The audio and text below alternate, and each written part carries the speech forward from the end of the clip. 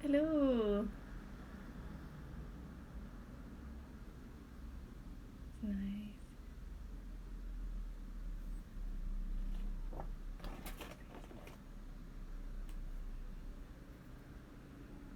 Hello and welcome to the Town at Eastbourne live making workshop. My name is Rachel and this is the 6th and final artist-led making workshop that I'm doing in this series. So it's nice to see you're here. So all of these sessions have been part of the hashtag Makeshift Studio project, which is a simple making challenge set by the Towner team each week using materials and equipment that you'd probably find at home already. So some of the processes that we've looked at over the past 6 weeks include printmaking with pens, making our own ink using felt tip pens and dip dyeing with that, constructing with cardboard and paper clay, making our own shadow boxes, and last week we were tissue casting as well. So those are the things that we've been up to over the past 6 weeks, and you can access all the recordings of those and the making guides as well on this Instagram at hello_towner, the Facebook and the website too. So if you missed any of those. So this week, this final week, our making prompt is draw together. So we're inspired by a really beautiful drawing in the collection by artist Frances Hodgkins called Mother and Child. So we're taking that as our inspiration, but today we'll actually be creating our own sketchbooks. So you can see here I've got some zigzaggy sketchbooks in front of me. So these are Concertina Sketchbooks. So you're going to be doing a bit of bookbinding and making our own A6 size sketchbooks with like a sort of hard cover as well. I'm also going to show you how to create an album if you're interested. So that's the same process, but just folding our paper in a slightly different way so that we're able to create our own album like this one here. So I'll show you a 4-page album like this. Lovely. So while a few more people might be joining us, there's just some things that we go over each week, and we'll do that on our final week as well. So just a reminder that everyone's really welcome to take part and make along or just watch along, and that's fine too. And please do ask permission if you're going to borrow anything. If you're a child, please do ask an adult to work with you. And if you're going to use any extra materials not on the list, please don't use anything sharp, precious or breakable. If you've got any questions or comments, it'd be great to read those, so put those on the bottom and I'll see if I can help answer anything, or just it'd be great to hear if you've got any ideas about how you can take this process further or things that you'd like to make too. So that's always nice. Okay, so we'll get started. I'll go over what materials we need for this activity, but again I think with this, because it's bookbinding, you can really change the scale of your book if you get an idea of how to create something in this format, and then you can change things up a little bit. So I'm going to be showing you how to create this A6 size book, but yeah, if you want to go big, you can go big at some point. So I'll put those to one side. So things we're going to need are, we need 2 A4 sheets of paper. So I'm going to show you how to create a sketchbook using paper like this. So this is actually just cartridge paper, but it could be anything.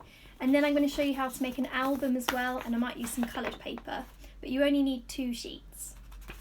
Okay, we're also going to need some scrap cardboard. So something like that. So that's bigger than A5. But also, if you've got like a sort of old notepad, those lined notepads that you have, and the back of them has this board on it. This board is actually really, really good for bookbinding with.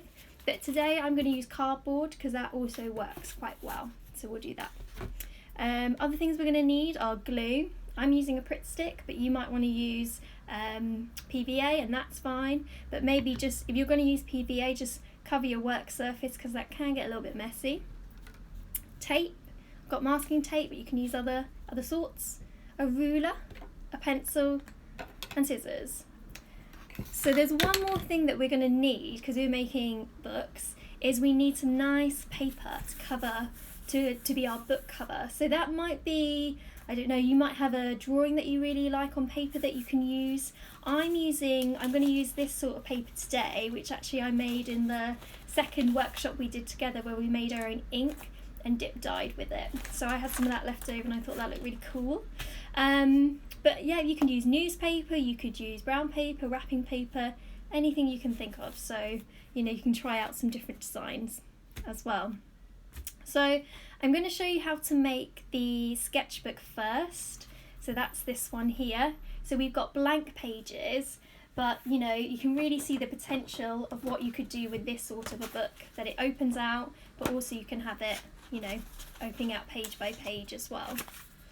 Lovely. So yeah, I'll show you how to make the sketchbook pages first, and then we'll go over the album pages, and then after that we're going to do our covers. Super. So someone's left a comment here saying they're going to use their poly printing paper from the workshop #1. Lovely. Very nice. Yeah, we did some really nice printing with felt tip pens on the first session, so if you're interested in that you can check that out too. Lovely. So I'll just show you how to create your sketchbook pages first. I've got my 2 A4 sheets of paper lined up together. I'm just going to put them on the desk and then roll up this edge towards me up to the other corners there. So get the corners all lined up nicely, then push down for the centre and make a nice clean fold in the middle. Okay, so I've just folded my A4 in half like that. I then quite simply just take my scissors and cut along that fold. If you're not sure where your fold is, or you can't see it very well, you could always draw a line with your ruler and pencil just to make that a bit easier.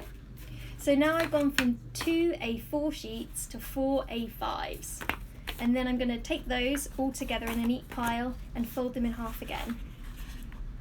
Okay.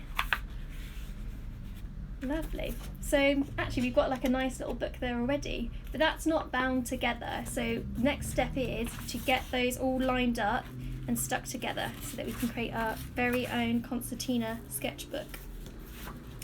So I'm going to line up 2 sheets next to one another, and I'm using masking tape so that I don't need scissors, but you could measure this out a bit better and get the right amount of tape that you need just to stick those ends together.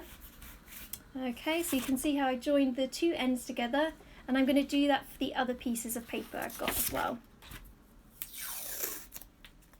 I think this process is quite nice because you can really see, if I use different sorts of paper as well, then you'd have lots of different colours, or maybe different pattern drawing surfaces. You could use lined paper or squared paper, anything that you can get a hold of. Or you could even colour your own paper and then stick it together. Okay, great. So I've got all 4 sheets stuck together. I can't fit them all in your viewpoint. But what I'm going to do now is I'm going to fold them up into a concertina, which is sort of like a fan fold, if anyone's made any fans for a hot day, like this. So it sort of looks like a zigzag like that. Okay, so that's actually all you need to do to create your own Concertina sketchbook page. And I'm going to put that to one side and then show you how to make your album pages. So the album pages look like this as the example. Okay, lovely. So I'm gonna, that book I made first was using white paper there, but I think I'm going to use some coloured ones just so that you can see a bit of the variations and things that you could try out when you're making as well. So I'm actually just going to take 1 sheet at a time of this. I'm going to use the green sheet first, and I'm going to fold it in half but the other way around, so lengthways. So lining up those corners again, like so. Fold it in half lengthways, like that. And then taking one of the shorter ends, I'm going to fold it up to the other corner too. A bit like origami or something. Great. So then I've unfolded it again, but that's just so that I've got a double layer, and I'm going to use a template to cut out a hole, or draw a hole, sorry, that I can cut out as my window for my album. Right, so I'm going to use a roll of tape, but you could use something else if you've got an object that's sort of the right size.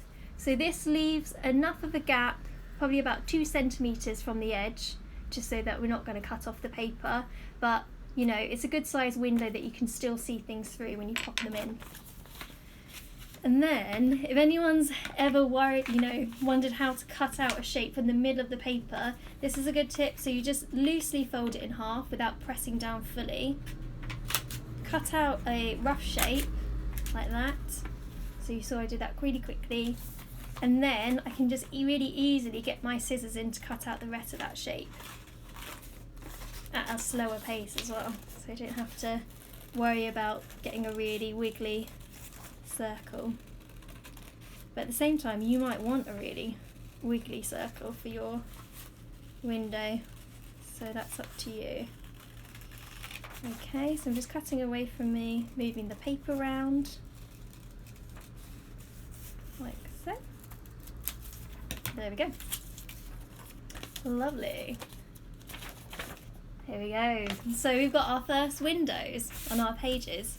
And as you can see, you could probably make loads and loads of paper like that and get a really long book. But I think I'll just do one more so that I can show you how to make a 4-page album. Right, I'm going to use my blue sheet now. So it'll be a bit mix and matchy.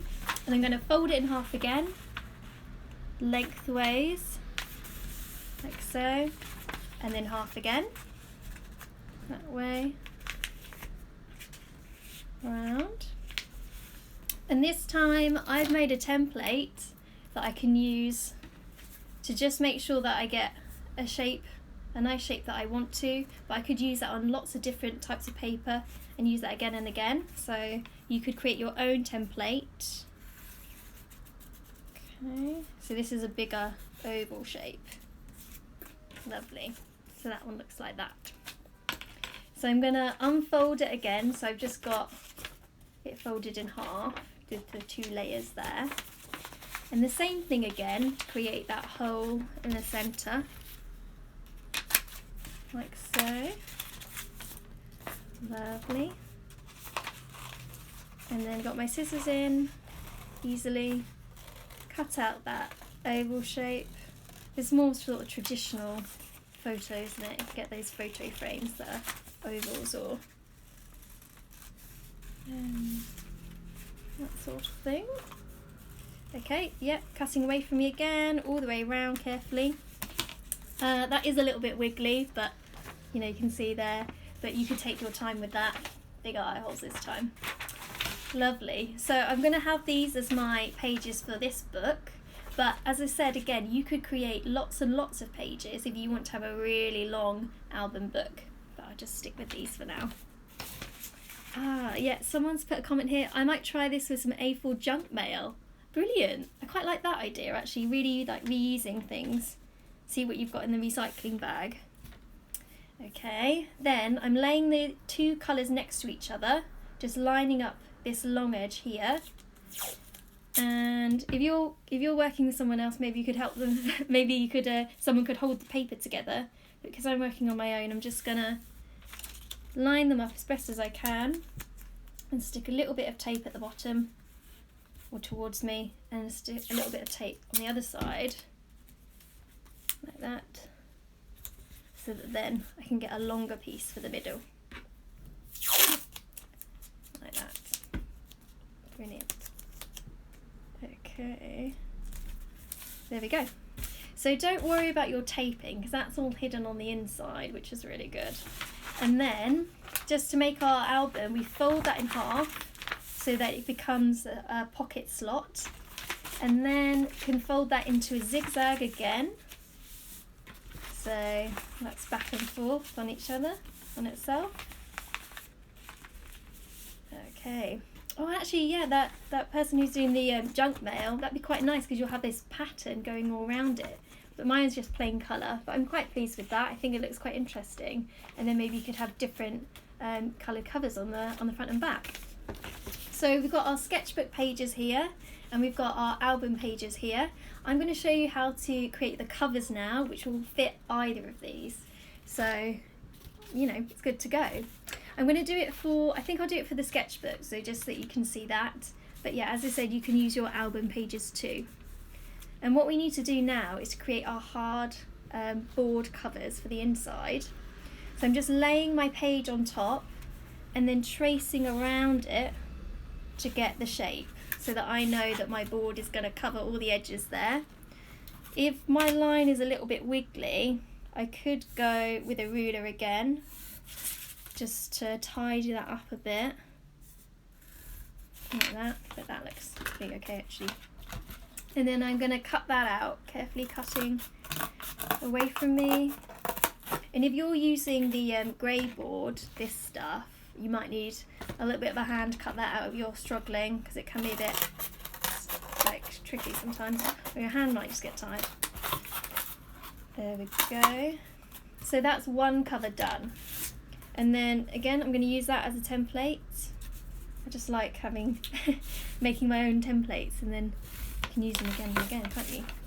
And cut out there so that I know that these two pieces of cardboard will be pretty much roughly exactly the same size. Oops. There we go. Lovely. So you maybe want to take a little bit more time. I think the tops of mine are a little bit wiggly, but I think that's pretty good to go of my covers. So then it's the tricky decision part where you decide what your cover paper is going to be. I think I might use this one, which is quite nice and bright and colourful, and just get my glue. So again, you could use PVA for this stage, but I'm going to use glue stick because I don't need to dry. It doesn't need a drying time. And just covering the whole board of cardboard in a layer of glue. See, it's a bit shiny there. And then sticking it down. And then I'm going to show you how now, sorry. So I've left about 2 centimetres away from the edge there. So you might want to check that you've got enough paper to cover the whole book. And I'm just going to guesstimate by eye.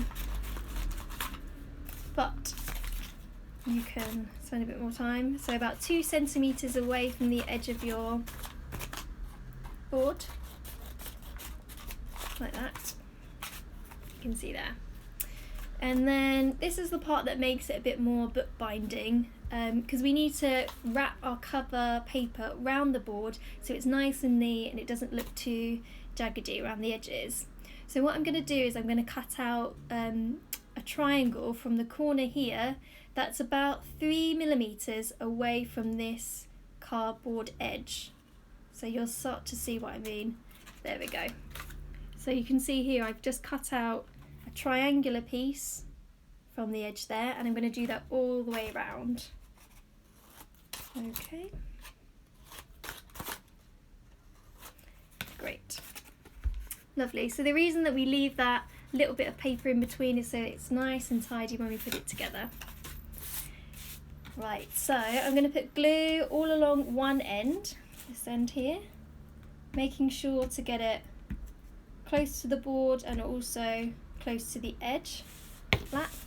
And then I'm just going to fold that over like so and pull it down a little bit as well. And then here's a top tip, to just make sure that your corners are really pushed down here and here so that it looks super neat, because that's what you want really for your book cover, so it's not going to come off. And I'm doing the opposite edge now.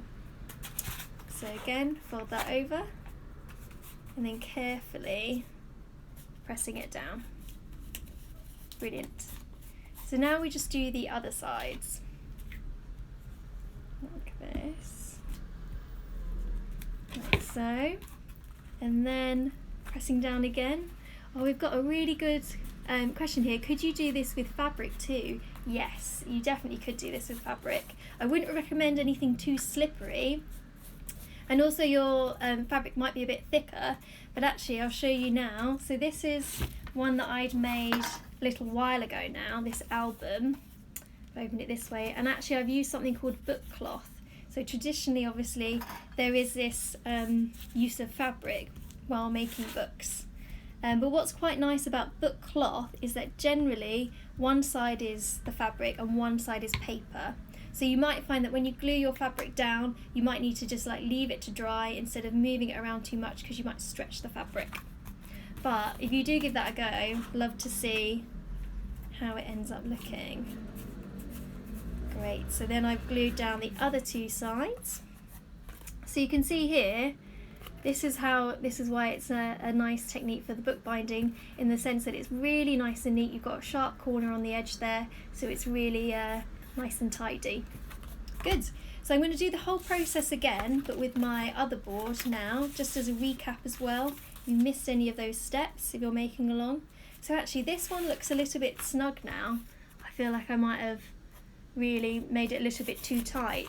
Luckily I've got lots of other choices of paper, so I might use something like this, a bit lighter, just to make sure that I've got plenty of space around the edge there. So it won't be matching, but I think that's, again, could be quite interesting to have that mix and match. So glue all on the board, push it face down on there, and then leaving about a couple of centimetres around the edge. So also my paper's a little bit torn on the edge here, but that's okay. I think it'll all glue down nicely. Cutting those corners so that you've got about 3 millimetres between the edge of the corner, like that. And you know you've done it right, so you've got a little triangle coming off. But if you're not sure, you could always draw a line before you cut it as well, or measure things. I'm going to put glue on one of the edges, put it on this edge up here, then just need to fold it back on itself carefully and push down on the corners,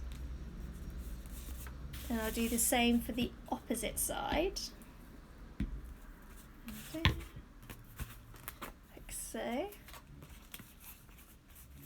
Push down the corners, nice and neat. So if you're using PVA glue, another tip might be to have a piece of grease-proof paper, so that doesn't get stuck to the glue as easily, so that you can just, when you're using your PVA glue, if it goes over the edge, it's fine then, isn't it? There we go. So making that nice tidy edges like that, and this one here. Fold it back. So I'm just pushing it down with my finger. I find that that's enough pressure, but if you wanted to, you could use another piece of cardboard just to really push down on there to make it nice and neat. So I've got my covers. I now need to decide what's the front and back cover. But on the Concertina book, I think it's on the Concertina sketchbook pages, you've got tape on one side, remember, so maybe you could make a decision about what side's the front and what side's the back based on where your tape is as well, so that you don't see those too much. But I'm just going to go for it. So I'm going to put glue all over one end of my sketchbook pages, like so. Maybe do across the middle, making sure I've got a good amount of glue, and then I'm going to push that down onto one of the boards. Go for this one. Oops, do that one out of the way. Like so. So I'm pressing down, which is good. And then I'll just put glue on the other end. Like so. And take the other cover and lay it on top. Just lining it up. If you don't manage to get yours lined up so well the first time you stick it down, you can normally move the pages a little bit as well after you stuck it down, but I'm quite pleased with that. So I've got my very own Concertina sketchbook. So you can really imagine you could do a really long drawing if you want to do one, or you could do, if you've got you could work with a friend and do like, I'm going to do all the drawings on this side of the paper, you draw on the other side of the paper. You could do a page each, so have one side. Lovely. I've got a nice comment here. What a lovely gift as well. Yeah, that'd be so nice, wouldn't it, to give as a gift? Because it's something that you can, treasure, put on display if you really, you're feeling like, gonna have that on display like that. Or you could lovely tuck it away if you end up getting loads and loads of them. So that could be really nice. Lovely. So then, as you can imagine, you could use your album pages in literally the same way, just gluing your covers on as well, but there's just so much potential for it too. So this is all A6 because I think it's quite easy to get A4 paper. You know, it's sort of like standard printer paper size, but you could always, you know, go really big scale or make some really teeny tiny books. It could be quite interesting as well. So if you've missed any of these making steps, or you want to just do things at a slower pace, you can access the recording, and we've got a making guide as well that you can check out if you like things a bit step by step too. So you can find that on the Instagram, and the link to the website and the Facebook has them as well. If you want to make anything and share it, that'd be really great to see. So just tag us at hello_towner, #makeshiftstudio. That'd be really brilliant to see how other people's books turn out and what you want to fill them with as well, because it'd be really fun.